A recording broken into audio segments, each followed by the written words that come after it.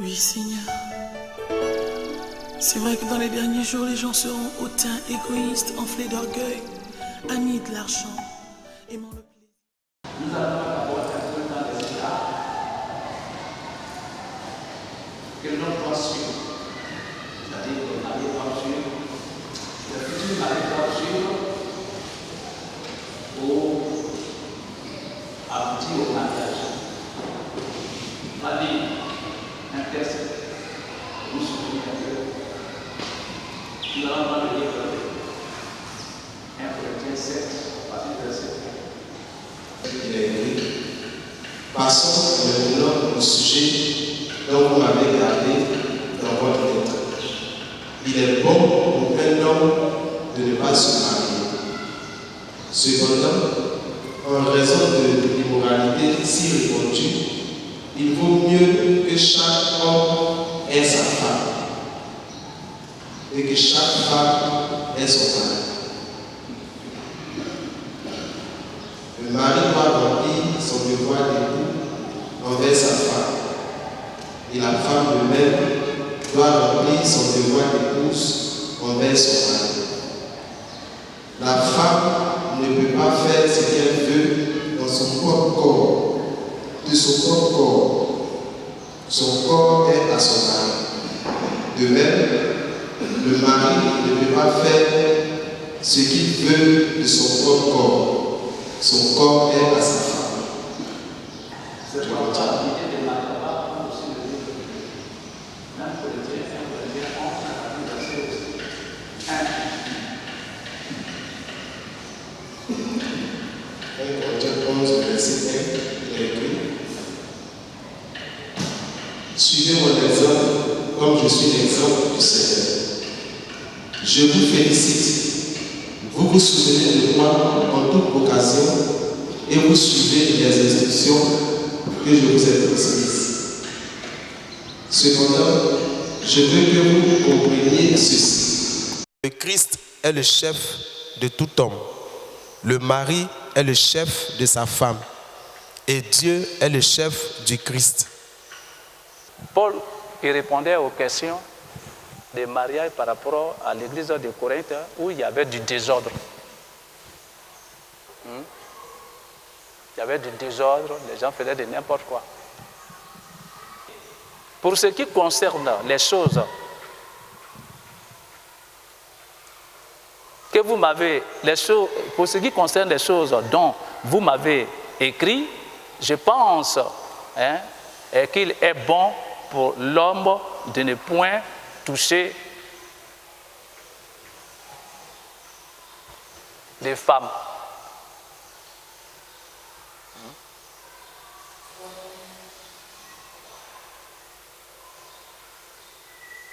Il dit pourquoi? Toutefois, pour éviter l'impudicité. Il dit pour éviter l'impudicité. C'est-à-dire l'homme, il ne doit pas prendre femme comme ça. Il ne doit pas aller avec une femme.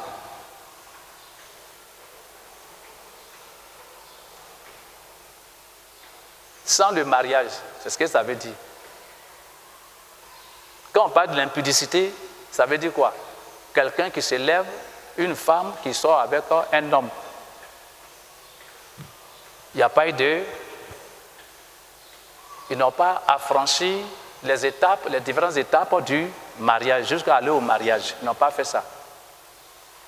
C'est vu ici, il a pris la femme, allez, et puis ils sont ensemble. La femme aussi, elle a accepté aussi. Donc c'est ce qu'on appelle l'impudicité. Ils ne sont pas mariés, et puis ils sont ensemble. Ça, c'est l'impudicité. C'est-à-dire c'est le désordre sexuel.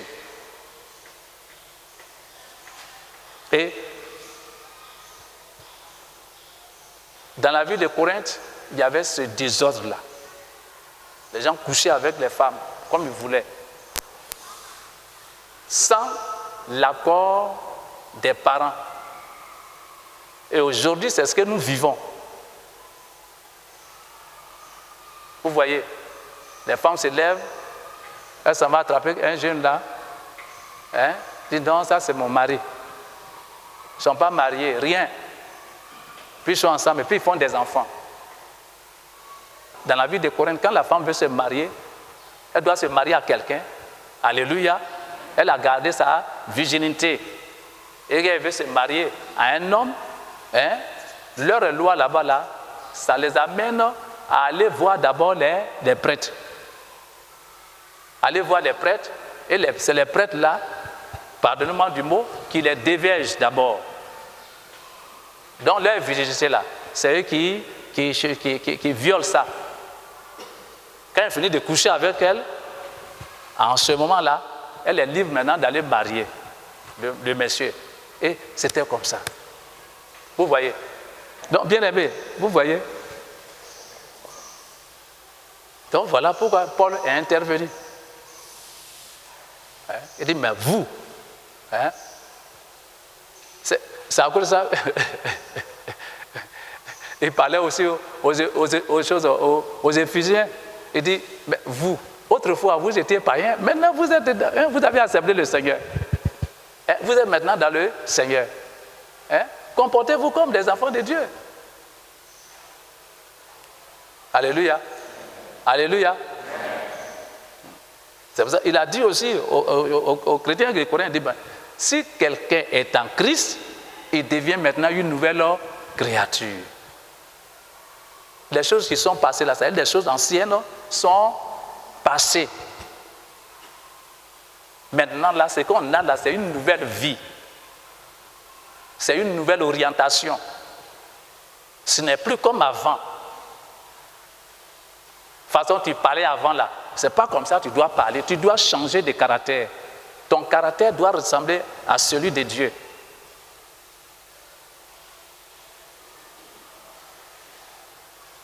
Gloire à Jésus. Donc, c'est la même chose dans l'Église. Nous avons aujourd'hui accepté le Seigneur. On ne doit plus vivre comme des païens. J'ai vu des gens qui sont dans l'Église et puis commettent l'impudicité. Plusieurs. Ils commettent l'impudicité. Et puis, ce n'est pas leur problème.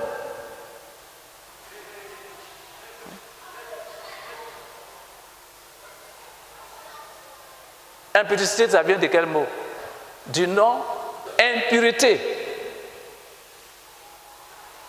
Et quand on parle de l'impureté, c'est ce qui n'est pas pur. C'est ce qui est désagréable aux yeux de Dieu. C'est ce qui ne plaît pas à Dieu. Quand tu es dans ça, ça veut dire que ta vie va contre la parole de Dieu, contre Dieu lui-même.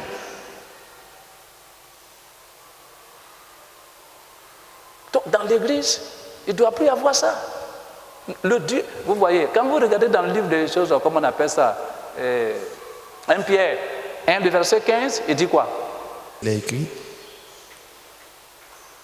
mais puisque celui qui vous a appelé est saint, puisque celui qui vous a appelé est saint, vous aussi, soyez saints dans toute votre conduite. Est-ce que vous comprenez? Amen. Il dit, puisque celui qui vous a appelé est saint, donc vous aussi soyez saints. Nous, on a un Dieu qui est saint. Et on vient l'adorer et on n'est pas saint.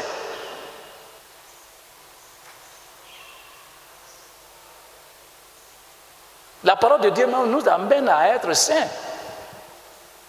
à chercher la sanctification à tout moment. Est-ce que quelqu'un qui est saint, il peut commettre l'impudicité? Donc c'est à vous que je demande. Quelqu'un qui est saint, il peut commettre l'impudicité? Il ne peut pas commettre l'impudicité?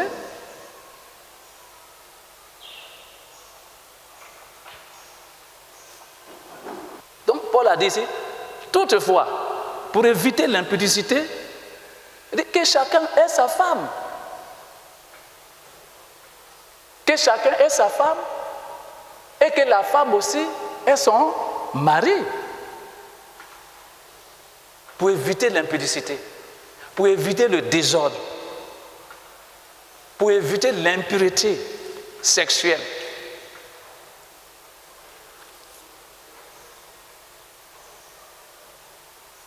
Est-ce que vous comprenez? Maintenant, hein,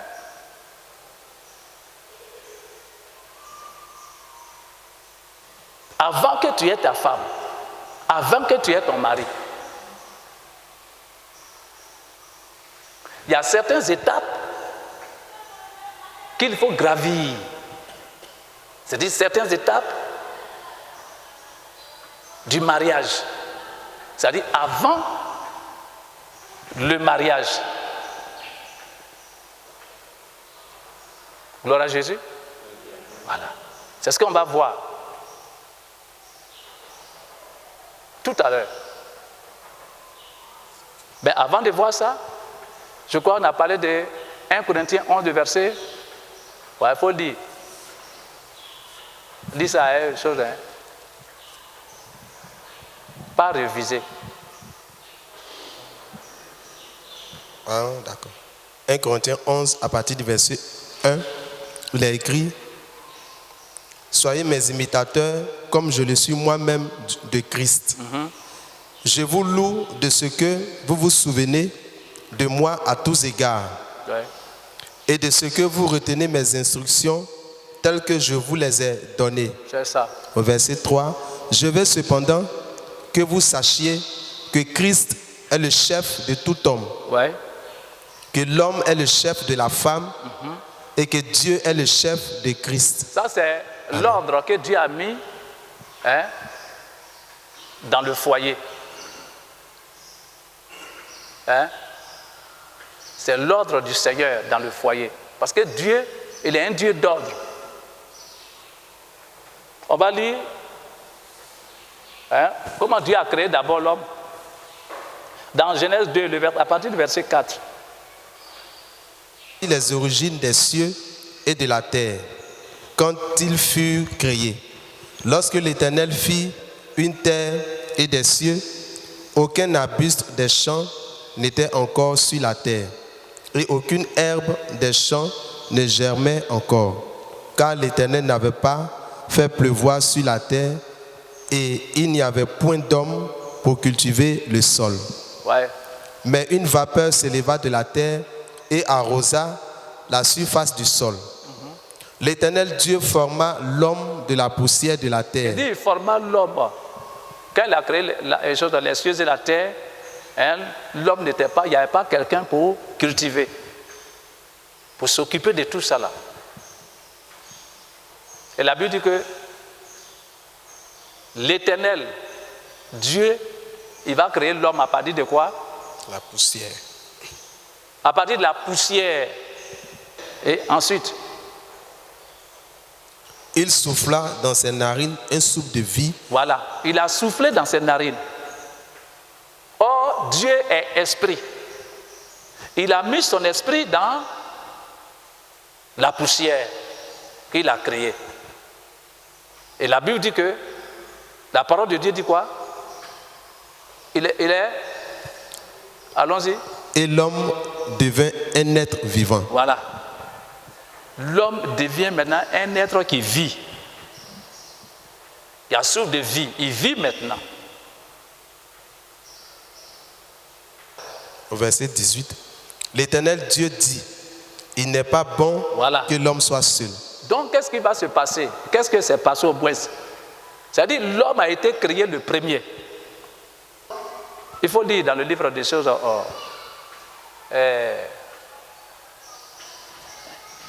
Genèse 2, le verset 15. Genèse 2, le verset 15. L'Éternel Dieu prit l'homme et le plaça dans le jardin d'Éden pour le cultiver et pour le garder. Voilà. Amen. Il a pris l'homme là. Quand il a créé l'homme, il a mis l'homme dans le jardin. Il dit pour le cultiver et pour le garder. Est-ce que vous voyez? Développer. Travailler. Mais au moment où il était en train de travailler, il travaille. Il faut une personne pour lui donner de l'eau à boire. Il y avait les 4 sources d'eau dans le jardin d'Éden. Hein? Mais il ne peut pas aller. Il va prendre de l'eau, il va envoyer, comme ça, et ceci. il a vu que vraiment,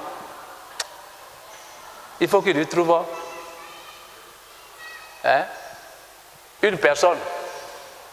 Verset 18. L'Éternel Dieu dit, il n'est pas bon que l'homme soit seul. Pasteur, je l'ai vu là. Et puis il fait ça.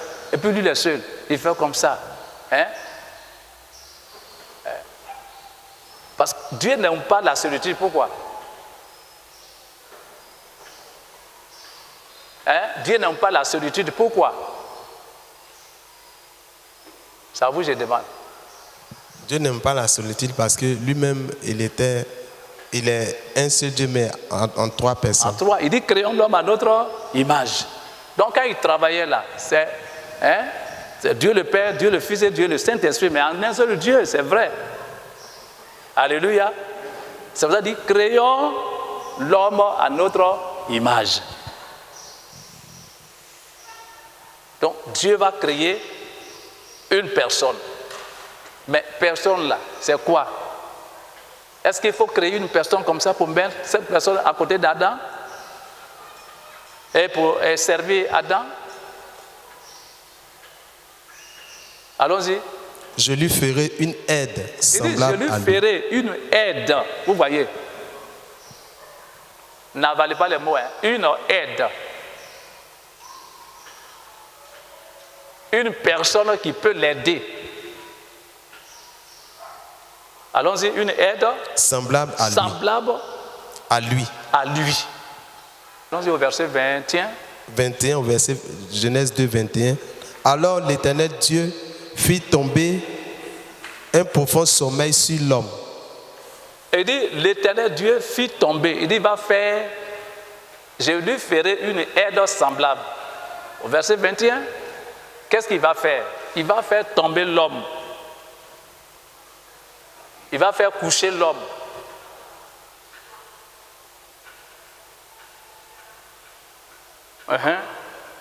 Dans un profond sommeil. Il dit dans un profond sommeil, ça veut dire quoi? C'est ce que nous voyons aujourd'hui ici. Il a anesthésié Adam pour ne pas qu'il sente la douleur. Qui s'endormit. Et puis allez. Il prit une de ses côtes. Il va l'opérer maintenant. Dieu va opérer Adam. Ouais. Et referma la chair à sa place. Voilà. C'est comme quand tu opères là. Après, on ne remet pas la chair. Est-ce que tu es au courant de ça? Non. Tu es en train de dormir. Et c'est ce que nous voyons ici. Donc, ce qui est au ciel là, c'est ce qui est représenté sur la terre ici.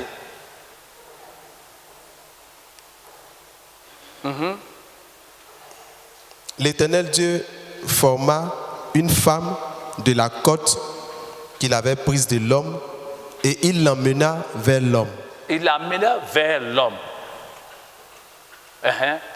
Et l'homme dit, voici, cette fois, celle qui est os de mes os et chair de ma chair.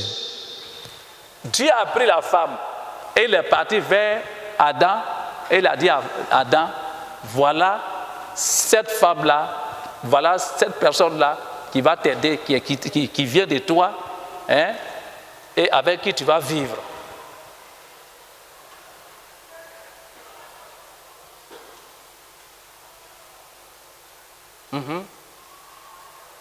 L'homme dit, voici cette fois celle qui est os de mes os et chair de ma chair.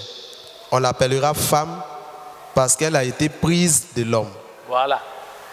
Ce côté-là aussi, les gens oublient ça. Un jour, on va développer ça.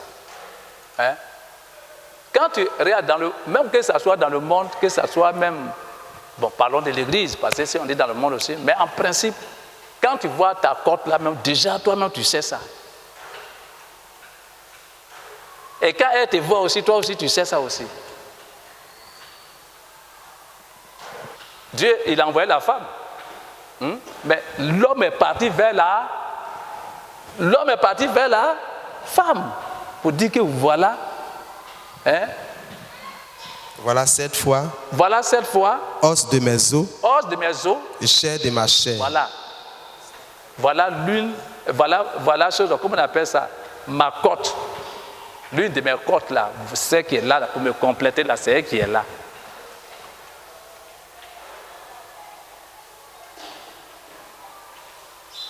Est-ce que vous voyez? Et il va les unir. Et c'est ce qu'on appelle le mariage. C'est Dieu même qui les a unis.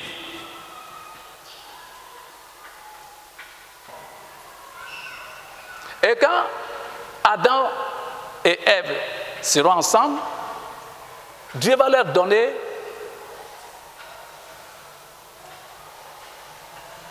des prescriptions, des recommandations pour qu'ils ne puissent pas se perdre en dehors de la vie de Dieu. Donc, ils sont dans le jardin d'Éden. Le jardin est saint. Eux aussi sont saints. Il est saint. Quand il les a appelés là, ils étaient saints. C'est pour ça qu'il a dit, celui qui veut venir vers moi là, il faut qu'il soit saint. Quand tu acceptes le Seigneur, c'est la sainteté qui doit t'habiter. Tu dois être comme Dieu.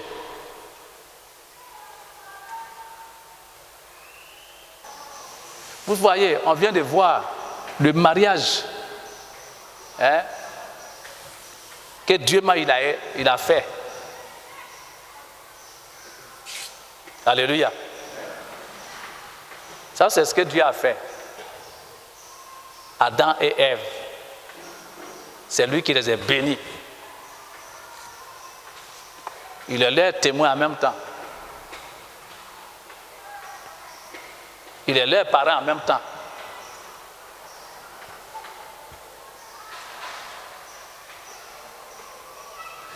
Adam et Ève se sont aimés à partir de quoi? À partir du fait que Ève est sortie d'Adam. C'est pour ça que notre femme, le plus souvent, il y a d'autres, quand ils veulent partir quelque part, ils vont avec leur femme. C'est normal. Ça, c'est très bien. C'est très bien. Et la femme doit comprendre que, c'est son mari. Elle sort de son mari. Les parents là, ce n'est plus ça. On ne les abandonne pas. Ça, je vous dis ça aujourd'hui.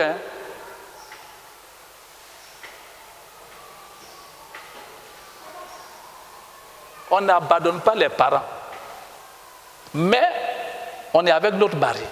Les anciennes personnes là, avant là, nos parents là, pardonnez-moi de ce que je vais dire.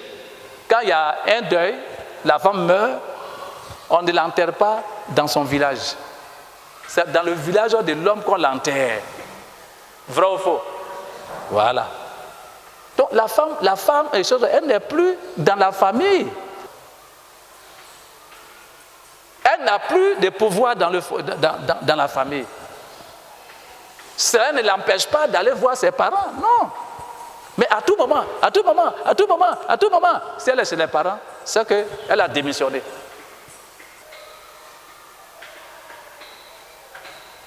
Adam, Ève, alléluia, ils se sont aimés de ce que nous venons de connaître. Donc il y a deux personnes ici. Ça fait deux entités. Deux entités. Gloire à Jésus. Vous voyez, ça fait deux entités.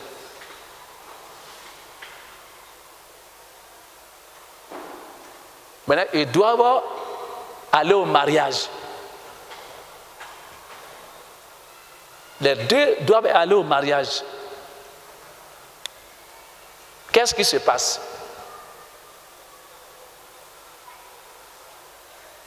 Adam, où est son parent? Où est son papa, sa maman? C'est qui? Non, écoutez, c'est qui? C'est l'enseignement, hein? C'est qui? c'est Dieu. Ça fait une entité. Il faut que Dieu soit d'accord. Et chose, comment on appelle ça? Ève, où est son parent? Hein? C'est Dieu. Il faut que Dieu soit d'accord. Mais leur réunion, est-ce que Dieu est d'accord? Oui, Dieu est d'accord. Donc, Dieu est ici, Dieu est ici. Ça fait combien d'entités? Ça fait 4. Alléluia. Alléluia. Maintenant, ils doivent aller au mariage.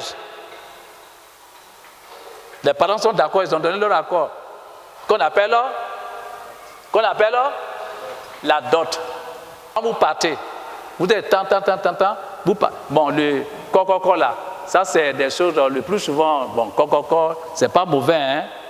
Voilà, ça c'est pas mauvais. C'est pas mauvais. Alléluia. Donc ça fait 4 entités.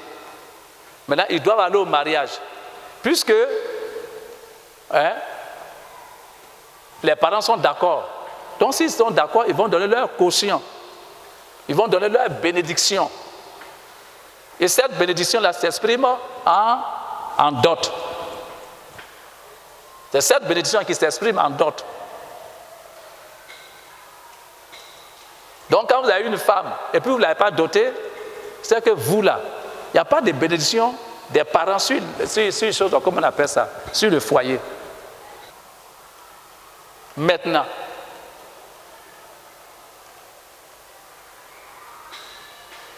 ils doivent aller au mariage légal que vous connaissez. En ce moment-là,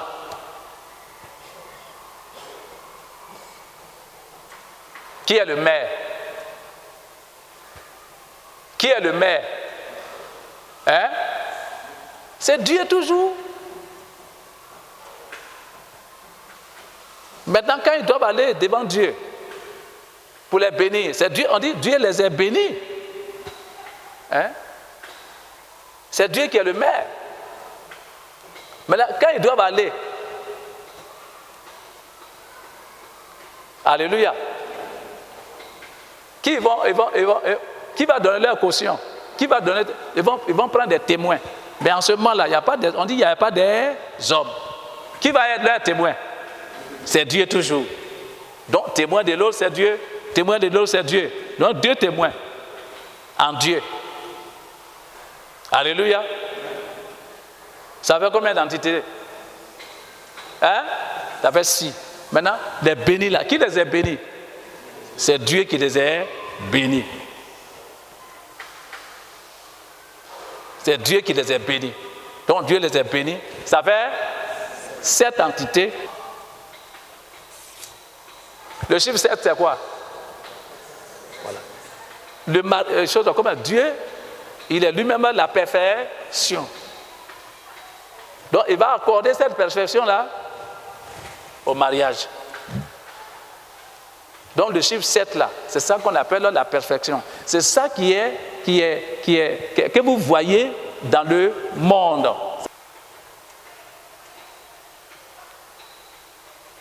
C'est pour ça que je vais en détail pour que vous puissiez comprendre. Parce qu'entre-temps, c'est Dieu qui était tout. Dieu était tout. Mais quand les hommes se sont multipliés, Dieu n'est pas tout. Il a donné la mission à l'homme. Et la femme de les représenter, de faire maintenant ce que lui, Dieu, il veut qu'on fasse. Mais si on n'a pas sa parole, est-ce qu'on peut faire ça? Gloire à Jésus.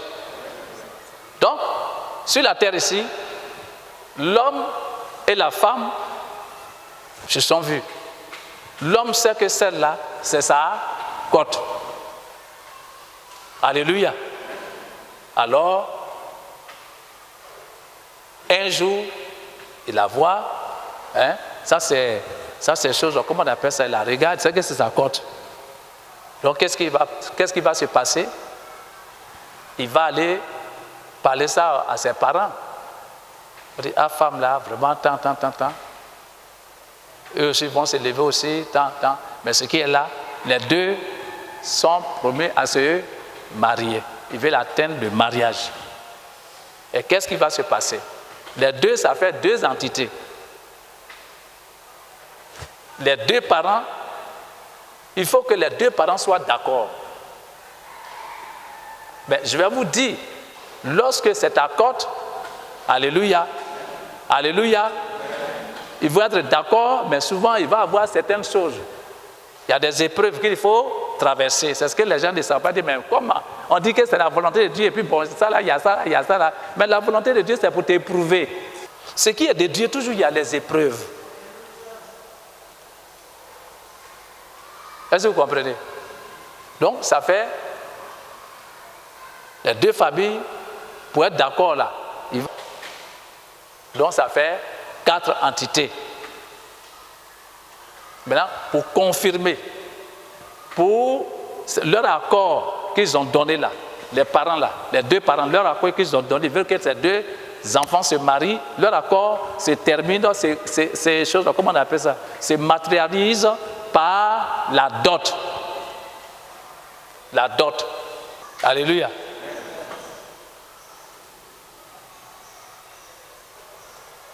Donc, voilà la dot. Et la dot là, c'est dans ça, on bénit. On bénit. C'est la bénédiction des choses des parents de la femme, la bénédiction de la parent des choses. Ce jour-là, les deux familles se réunissent et mangent. Elles mangent, elles se réjouissent.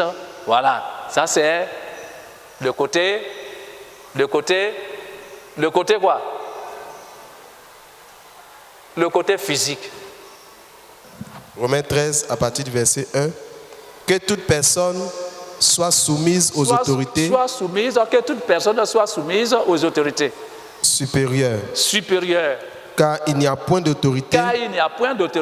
Qui ne vienne de Dieu. Et les autorités qui existent ont été instituées de Dieu. Et par Dieu.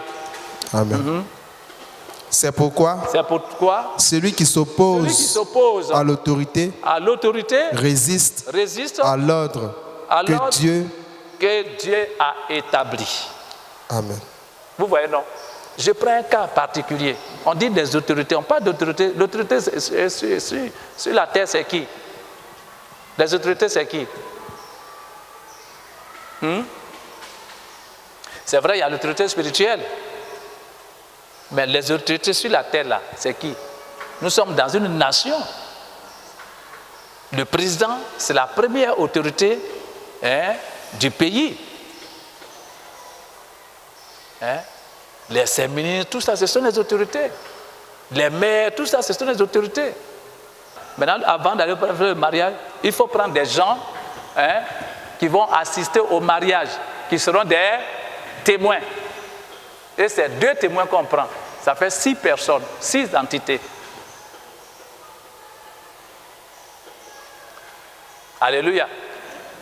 Et le rôle du témoin, c'est pas lorsqu'il y a palabre dans ce genre, ce n'est pas le rôle du témoin, ce n'est pas le fait que quand vous êtes marié, qu'il y a palabre là, et puis le témoin lui vient et puis vient juger. C'est pas comme ça que vous faites. C'est ça. Vous êtes en erreur. C'est du diable. On dit témoin. On n'a pas dit assistant pour les jugements futurs.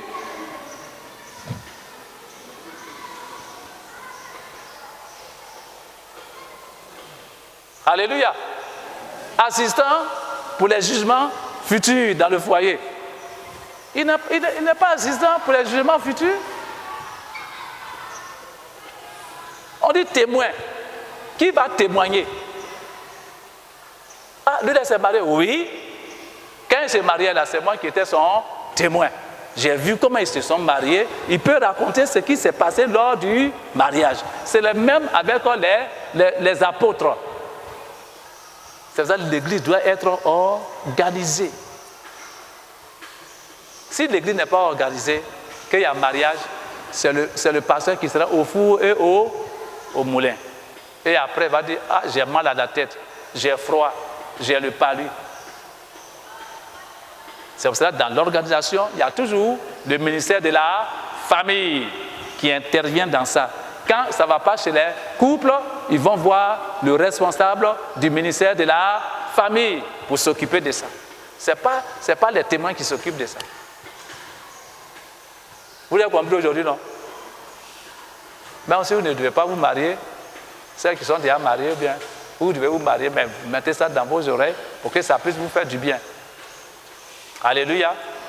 Alléluia.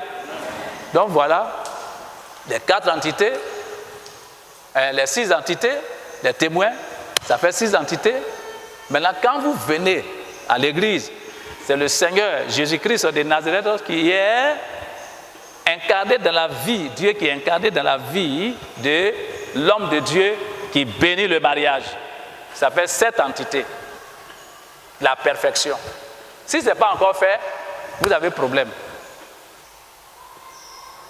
Parce que quand vous mariez dans la volonté de Dieu, vraiment, il y a beaucoup de choses qui se décantent. C'est-à-dire, votre bénédiction là, vous entrez en possession de cette bénédiction avec des épreuves, certes, mais vous arrivez à bord. Ou bien, si vous voulez, à bon point. Ou bien à l'horizon. Parce que si on dit, se marier n'est pas la volonté de Dieu, c'est que Dieu n'est pas dedans. C'est pour ça que la Bible dit quoi? Il faut obéir que de se sacrifier. L'obéissance vaut mieux que les sacrifices. Hein? C'est important. Le vent et la tempête.